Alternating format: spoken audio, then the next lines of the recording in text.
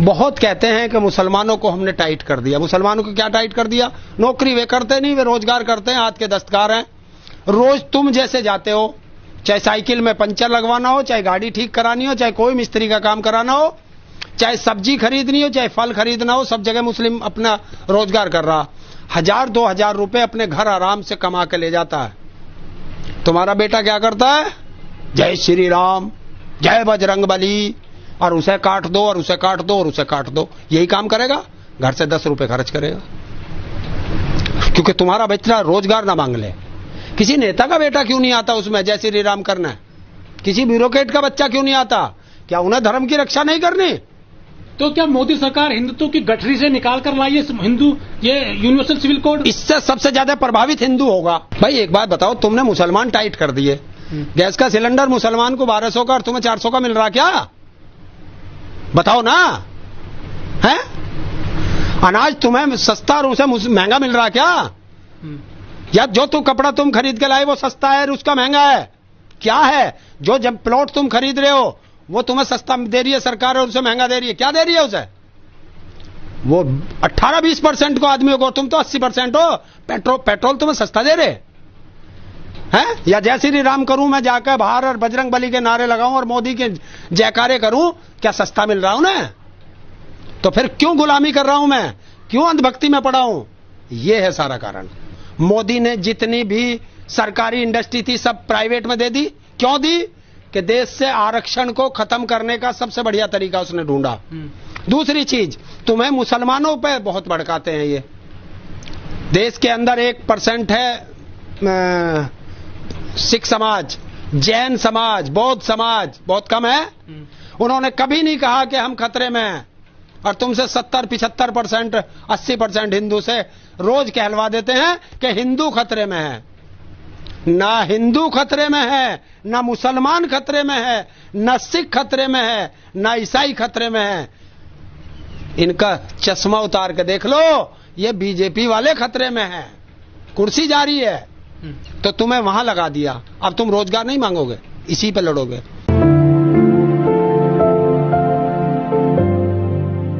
ये है क्या? किसी को पता है हिंदुस्तान में?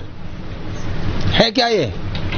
पता नहीं है हिंदुस्तान में किसी को भी, खुद मोदी को भी नहीं पता, और देश का बेवकूफ बना रखा।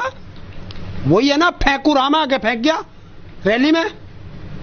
पहले उसका ड्राफ्ट बनता है, वो ड्राफ्ट जनता के अंदर आता है और जनता उसे पढ़ती है कि इसमें क्या लिखा है क्या नहीं।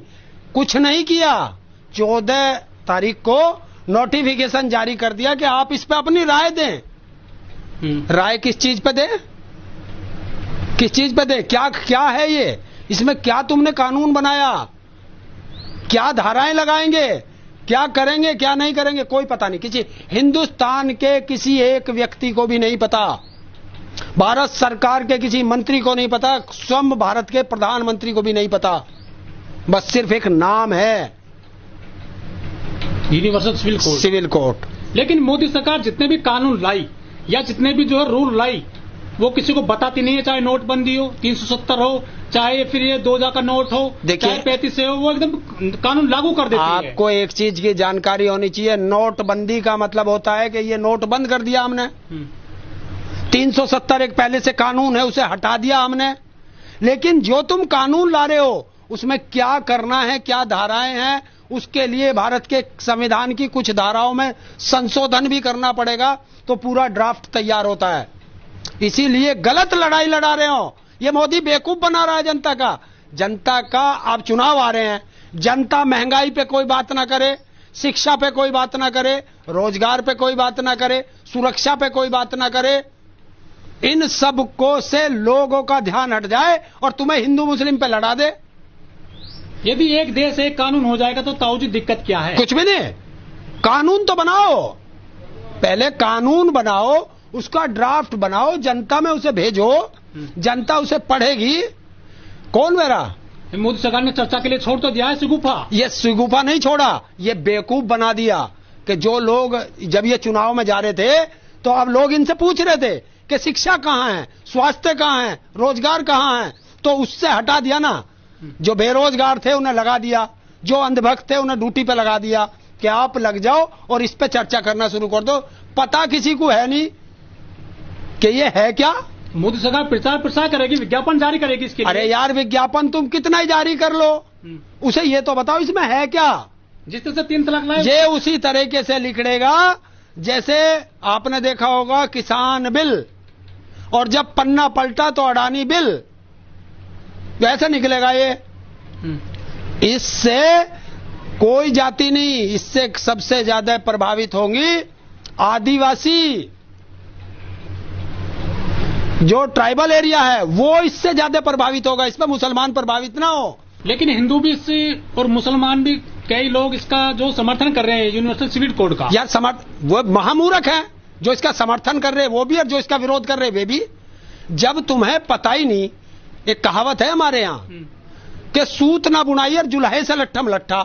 आप पे ना तो सूत है जिससे कपड़ा बुना जाएगा, ना आप पे उसको बुनाई देने के पैसे हैं, और जुल्हे से लड़ रहे हैं कि 10 रुपए कम ले ले और 20 रुपए कम ले ले। पहले सामान तो लाओ, जब ही तो लड़ेंगे। तो तुम्हारी औकात नहीं कार खरीदने की, और हवाई जहाज के दाम पर तुम लड़ रहे हो।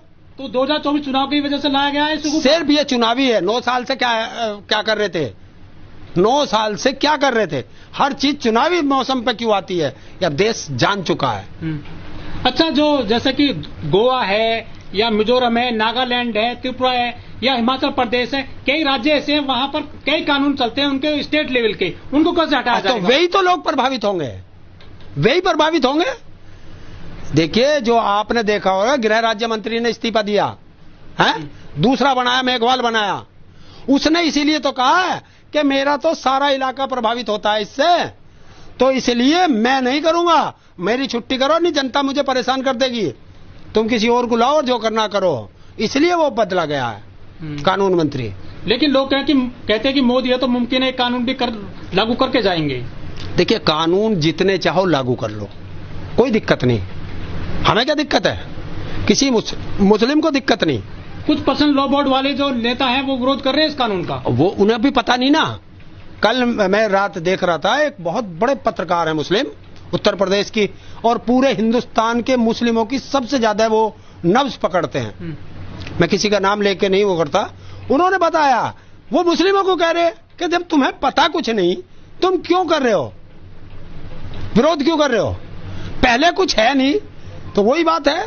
लेकिन शाम वाली मीडिया में तो खूब चर्चे होने लगे हैं। देखो, वो तो दलाल मीडिया, वो तो करेगा, उसको तो काम है, उसे तो दे दिया कि तो एक दाढ़ी वाला बैठा ले और एक तिलकदारी बैठा ले और मुर्गे लड़ा ले। वे तो मुर्गे लड़ाने उन्हें तो मतलब ये चर्चा का विषय बन गया 24 के लिए। कुछ नहीं है, कोई चर्चा का विषय नहीं है। जो इन्हें करना करने दो। मेरे से आओ ना, बात करो, कौन सा वो समर्थक भी आओ और इसका विरोधी भी आओ। मैं पूछूंगा ना, किस चीज का तो तुम विरोध कर रहे हो, किस चीज का तुम समर्थन कर रहे हो? कोई एक चीज बताओ तो सही। है कुछ नहीं, आया कुछ नहीं। जब तक कोई चीज का ड्राफ्ट ना बने, अरे जब तक तुम्हारे घर का नक्शा नहीं बनेगा, घर बन जाएगा क्या? लेकिन मोदी जी अमेरिका गए, वहां तो उन्होंने कह दिया कि यहाँ पर मजबूत लोकतंत्र है और मुस्लिम भी सुरक्षित है। देखिए, यही तो है। एक गाना नहीं है, तुमने सुना होगा, नकली चेहरा सामने आए, असली सूरत छुपी रहे। भारत में आके मुसलमान को गाली देते हैं और विदेश में जाकर मुसलमानों की मस्जिद में नतमस्तक होते हैं, तो इसे क्या कहोगे?